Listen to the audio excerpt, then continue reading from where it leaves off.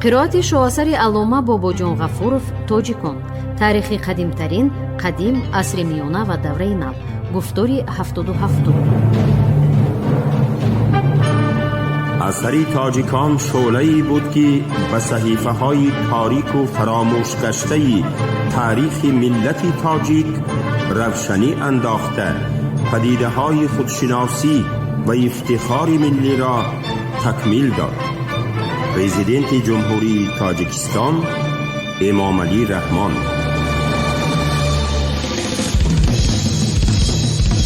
خلق تاجیک در دوره چنگیزیان.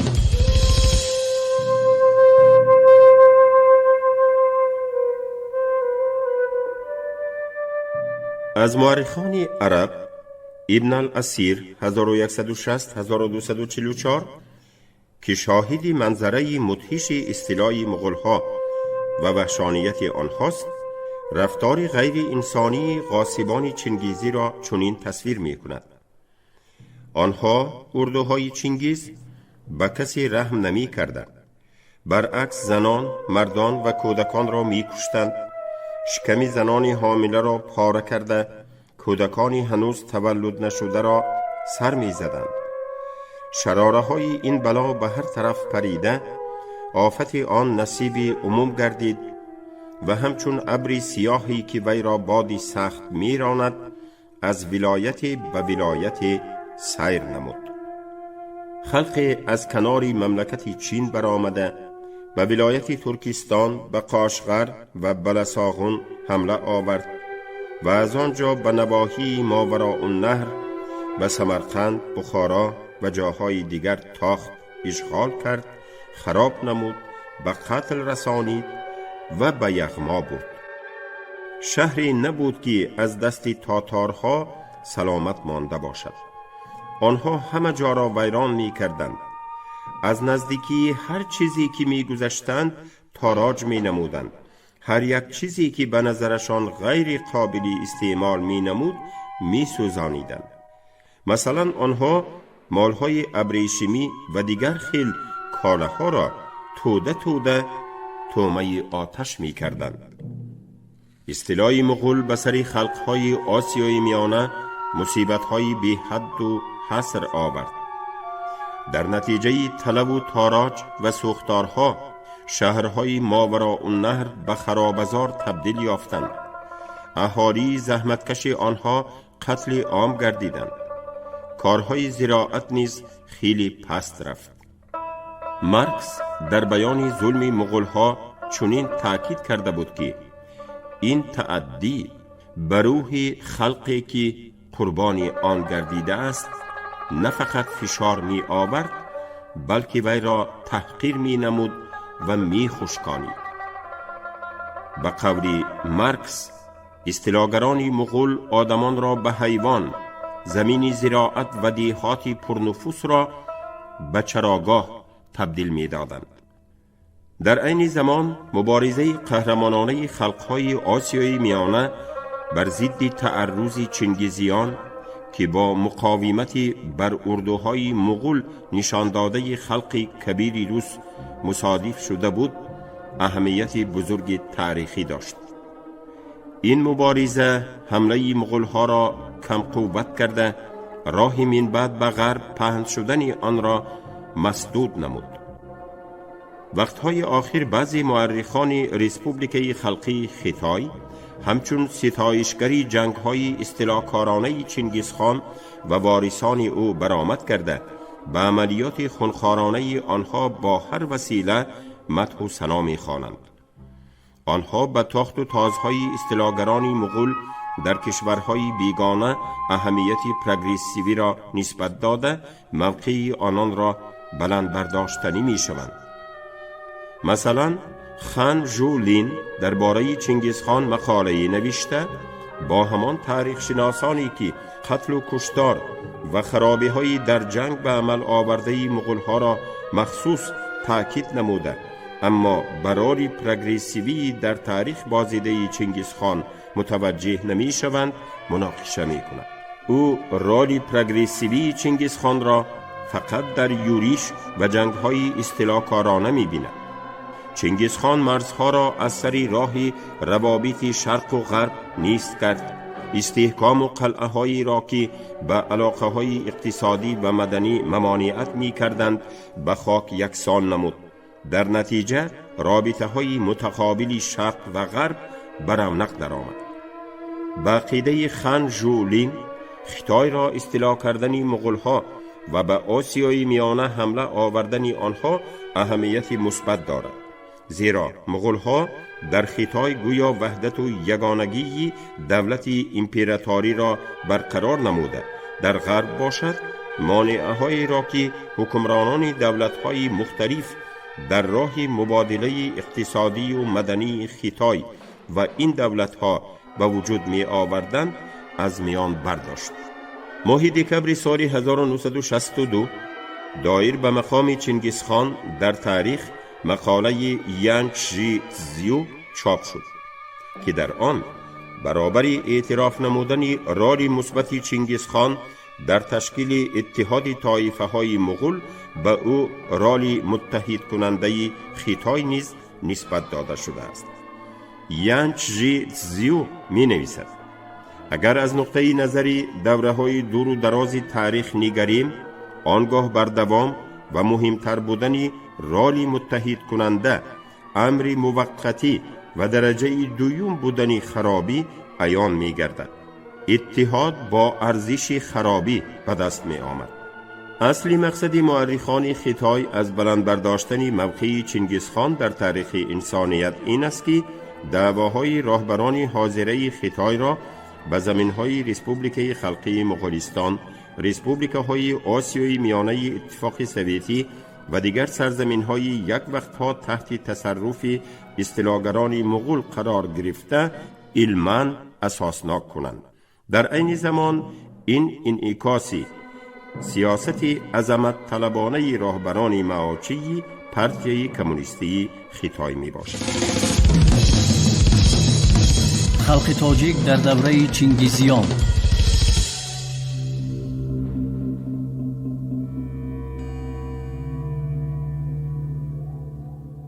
حیات خواجگی پس از استیلای مغول. چنگیز خان دولت بزرگی امپراتوری تشکیل کردهش را در بین پسران خود تقسیم نمود. پسری کلان او جوجی هنوز در سال 1207 به اداره کردن خلقهای جنگل نشین عهده‌دار گردیده بود که این خلقها در مساحت وسیع از پایاناب دریای سلنگ تا ساحل ارتیش زندگی می کردند. در سال وفات چنگیز خان 1227 قسم شمالی 7 رود تمام خاک آن وقته قزاق‌ها و قرقیزها، اینچنین قسمت شمالی خوارزم نیز به حصه ملک جوجی داخل شد. ملک پسری دیگری چنگیز خان چغتای از مملکت اویغورها تا سمرقند و از قسمت جنوبی آلتای تا ساحل‌های دریای امو وسعت داشت. اردو قوه اساسی خان بزرگ اختای خان در ترباغتای واقع گردیده بود. پسری خرد چنگیز خان طلوی از روی تعامل بادیه نشینان و زمینهای اساسی پدرش صاحب شد. اگرچند ماوراء النهر به ملک چغتای داخل می شد، ولی عملاً این مملکت را بی واسطه خود خان بزرگ اختای 1229-1241 در تصرف می داشت و فقط یک قسم عایدات آن را به چغتای و خانواده او می داد.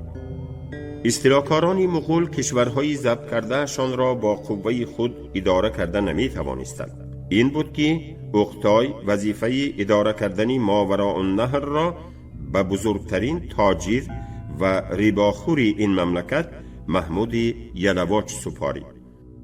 محمود در خوجند ایستاده قلمرو خود را اداره می کرد. تمام قوه حربی در ماوراء النهر گذاشته مغول‌ها نیز در اختیار او بود. سرداران این قوه حربی بسکک‌ها که نظارت از اهالی جمع کردن مالیات هم وظیفه آنها حساب می شد، بی واسطه به محمود یلواچ اطاعت نموده با نشاندادی او عمل می کردند. اصطلاح مغول ساخت جمعیتی آسیای میانه را تغییر نداد، ولی به اوضاع طبقه های مختلف مملکت به طور گوناگون تأثیر رساند. روحانیان، تاجران و زمینداران کلان به زودی به تکیهگاه غاصبان مغول تبدیل یافتند. چنانچه که مورخ عصرهای 13-14 رشید الدین می گوید در وقت چنگیز خان و وارثان او اوقتای خان و گویوک خان 1246-1248 خانها و شاهزادگان مغول به تاجران و زمینداران کلان یرلیک های مخصوص پیتزی می دادند که در اساس آن اهالی می بایست هر وظیفه و خدمتی که آنها فرمایند اجرا می کرد. وضعیت عامه زحمتکش چی در شهرها و چی در محلهای روستایی روز از روز بدتر می گردید. برزگران و پیشوران غیر از خراج که هر سال از زمینهای کشت به دولت می دادند، باز به ادا نمودن وظیفه های زیاد مجبور بودند. ماموران، تاجران، نمایندگان طبقه روحانی و اعضای خانواده خانی وقتی که از یگان محل می گذشتند، یرلیک های مخصوص را نشان داده از اهالی مسکن، آذوقه و نقلیه طلب می کردند و اهالی مجبور بود که همه این طلبات را به جا آورد. علاوه بر این مسئولیتی با خوراک و پوشاک تأمین نمودن دسته های حربی در شهر و دیهات گذاشته شده نیز به ذمه اهالی بود.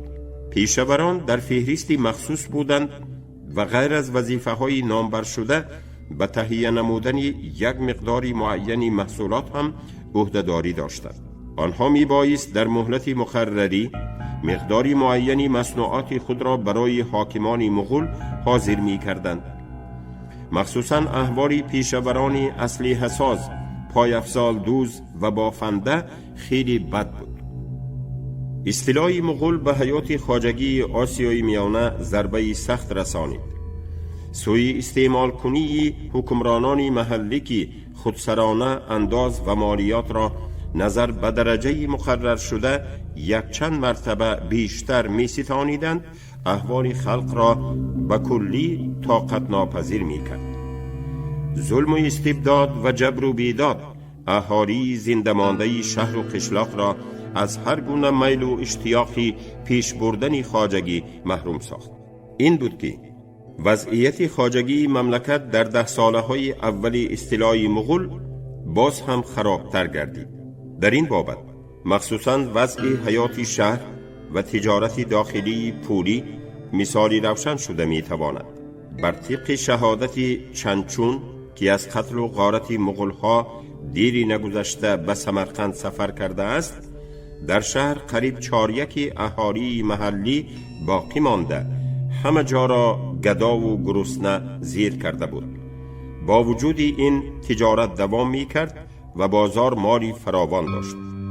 بدتر احوال نه این که رو به بهبودی نهاد، بلکه بدتر گردید. در سکه های آن وقته سمرقند علامت های افزودن بحران تجارت پولی، شکل بحران و کوشش های در راه پیشگیری کردن این بحران به خرج داده حکومت واضح و روشن نقش یافته است. در سمرقند پس از استیلای مغول مثل پیشتره چنانکه در عصر 12 و ابتدای عصر 13 سکه های کلان میسی ضرب زده از رویش آب نقره می دوانیدند. این درم های میسی نقره اندود در معاملات پول های نقره اصیل را عوض کردند.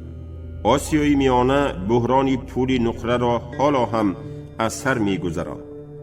این اولین پول های پس از استیلای مغول برآورده شده که نوشته های عربی اکثرا دینی داشتند در معامله دیر دوام نکردند. در سال 1225 به جای آنها پول های قدری غیر عادی به معامله گذاشته شدند که نوشته هایشان نه اینکه زبان عربی بلکه به زبان محلی تاجیکی بود. اکنون ضرورتی به میان آمد که مردم پول را نه فقط از شکل ظاهریش همچنین از مضمونش هم بشناسند. این نوشته ها با زبان فهمای سمرقندی ها مردم را باور کناندنی می شدند که این پولی محلی است، برای سمرقند و دوایر آن برآورده شده است و در همین جا رایج است. ولی مردمی سمرقند باور نکردند. آنگاه پس از 1 سال درم‌های نوی میسی نقره اندود برآورده شد که در آنها نیز سخنانی باور کناننده ولی اکنون با آهنگ تهدید آمیز ثبت گردیده بود. با این مقصد در نوشته های روی پول 3 مرتبه با اصرار تاکید می شد که این تنگه های خودی چنگیز خان است. اما سمرقندی ها از این نترسیدند. به این سبب در سال 1232 درم هایی پیدا شدند که در روی آنها به زبان تاجیکی سخنانی آشکارا تهدید کننده ثبت یافته بود. هر کسی که در سمرقند و ناحیه این شهر این پول را نگیرد جنایتکار است. از این چنین برمی آید که در آن وقتها سمرقند سخت‌ترین بحران معاملات پولی را از سر می گذرانید. کسی نمی خواست مال خود را به پولی میسی نقره اندود فروشد، لیکن پولی دیگر موجود نبود. از خواهش و تهدید چیزی حاصل نشد. حکومت مجبور گردید که در سمرقند پولی نقره اصیل برآورد، ولی این اقدام وضعیت را فقط بدتر کرد. تنگه های نقره همین که به دستی کسی افتید دیگر بیرون نمی برآمد و دیری نگذشته ذخیره این پول به اتمام رسید. در چنین شرایط بازگشتن به درم‌های میسی نقره اندود عموماً از عقل بیرون بود. اینک سمرقندی یک زمان بزرگترین مرکزی بازرگانی و هنرمندی آسیای میانه به دوره بی پولی قدم گذاشت. تجارت پولی تماماً قطع گردید. وضعیت تجارت در دیگر ولایت‌های کلانی که یک وقتها از جهت اقتصادی خیلی نشء و نما داشتند باز هم بدتر بود.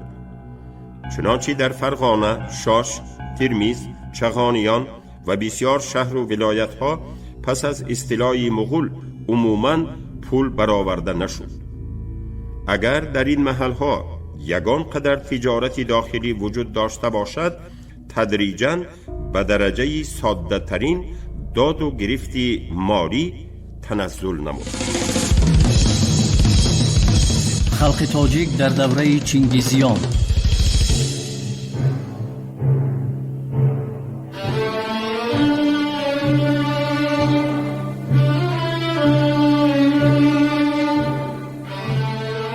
شورش محمود تارابی. از سالهای 30 عصر 13 در بین اهالی واحه‌های زراعتی و پیشوران شهر جنبش ضد ظالمان اجنبی و محلی شروع گردید. این جنبش مخصوصاً در بخارا پرقوت شد و در سال 1238 شورش در اینجا به عمل آمد که با نام شورش محمود تارابی مشهور است. بخارا را اساساً نمایندگان اعیان و اشراف فئودالی محلی، امیران و صدرها که در ظلم کردن به خلق از خانهای مغول عقب نمی ماندند اداره می کردند. بنابراین هیچ جای تعجب نیست که اولین دشمنی برخورده شورشیان حکمرانان محلی بخارا بودند. راهبر شورش محمود نام یکی از پیشوران ایلکباف دهه تاراب بود. وی در کوچه های تاراب و دهه های اطراف آن نطقهای غضبناک ایراد کرده عامه را به مبارزه ضد ظلم استیلاگران و طرفداران آنها دعوت نمود. حکمرانان بخارا در صدد دستگیر کردن او افتادند. پس از آن که کوشش فرو نشاندن شورش نتیجه‌ای نبخشید، آنها خواستند که محمود را با فریب از تاراب به بخارا برده در آنجا به قتل رسانند و به این طریقه شورش را بی رهبر کنند. لیکن محمود تارابی قصد دشمن را پیشکی فهمیده خطری تهدید کننده را برطرف نمود. او به بخارا تنها نرفته بسیاری از پیروانش را با خود گرفت. طرفداران پرشماری محمود در یکی از تپه‌های نزدیکی شهر بخارا جمع شدند و محمود در حضور عده زیادی اهالی زحمتکش نطق ایراد نمود و مردم را به مبارزه مسلحانه دعوت کرد. این نطق محمود تارابی خیلی موفقیت پیدا کرد. همه اهالی محلهای اطراف آمده به او همراه شدند. وقتی که محمود قوه بزرگی جمع نمود، از روحانیان، صدرها و دیگر نمایندگان طبقه حاکم طلب نمود که او را خلیفه خواند. نمایندگان صنف حاکم به وضعیتی تنگ افتادند. از بس که خلق تماما به طرف شورشیان گذشته بود، آنها به جز قبول کردن طلب محمود دیگر چاره‌ای نداشتند.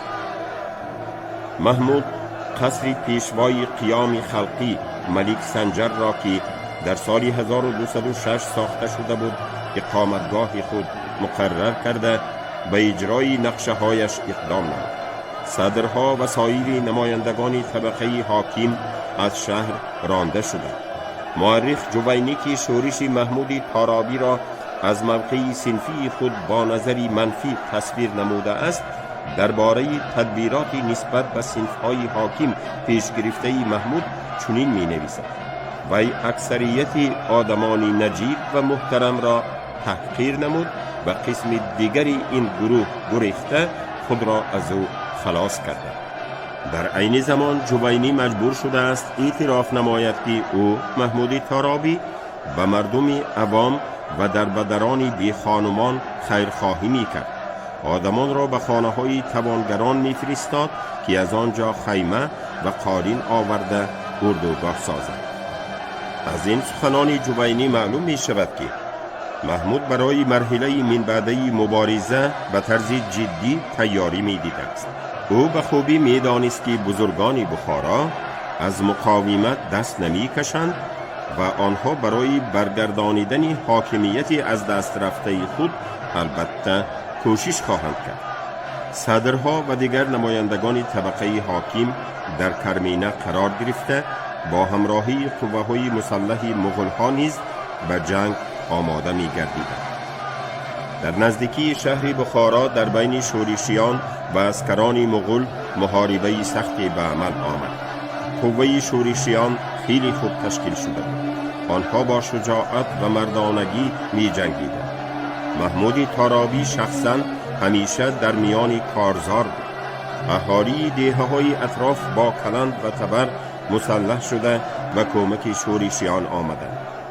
این خیلی غلبه شورشیان را تیزتر نمود.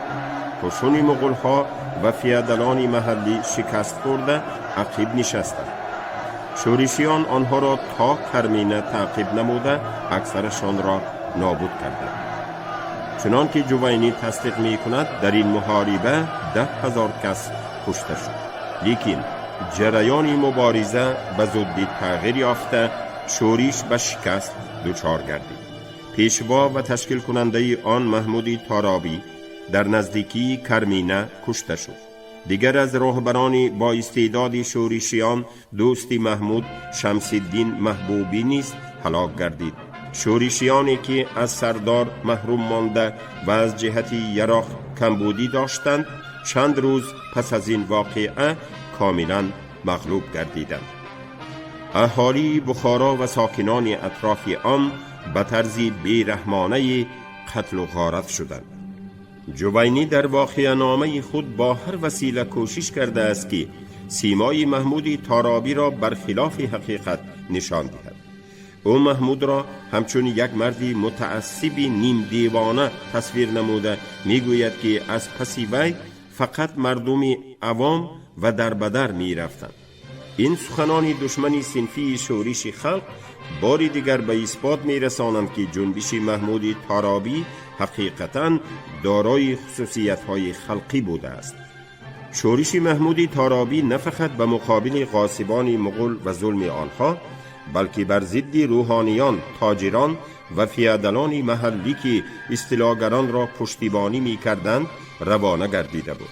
برزگران و پیشوران به این سبب از پس محمود رفتند که او به مقابل ظلم و جبری نامحدودی توانگران سر برداشته تقسیم نمودن مال و ملک آنها را در بین فقیران و بینوایان طلب میکرد.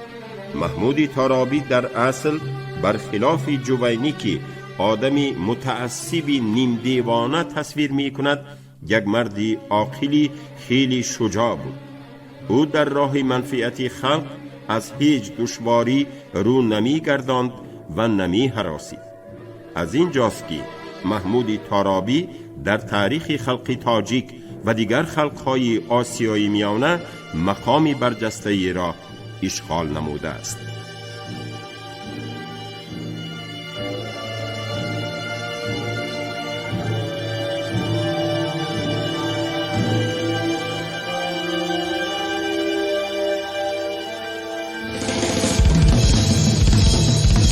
خلق تاجیک در دوره چنگیزیان. سیاست داخلی منگو قاآن و حاکم تاجیک مسعود بیک. از اصطلاح آسیای میانه و ایران دیر نگذشته در بین خانها و اشراف مغول نسبت به اهالی مقیمی ناحیه‌های ضبط شده دو تمایل به طور روشن پدیدار گردید. اساسهای اجتماعی این تمایلات از طرف یاکوبوفسکی و پتروشیفسکی مورد تدقیق قرار گرفته است. افاده کننده یک تمایل قسم زیاد اشراف بادیه‌نشین حربی چی مغول و چی ترک، اکثر شاهزادگان و بعضی قاآنها صاحب دولتان آل مغول به شمار می رفتند. آنها بی ابا مردم را طلب و تاراج می کردند، با آتش می انداختند، به اسارت می بردند و هیچ اندیشه‌ای نداشتند که در نتیجه چنین مناسبت با اهالی محلی خود را خیلی زود از درآمدهای بی حد و حساب و عایدات منتظم زمین، کسب و هنر و تجارت محروم می سازد. قسمتی از اعیان و اشراف و بازرگانان محلی که از غارت و یغماگری به زودی ثروتی فراوان به دست آوردنی بودند نیز به این گروه همراه شدند.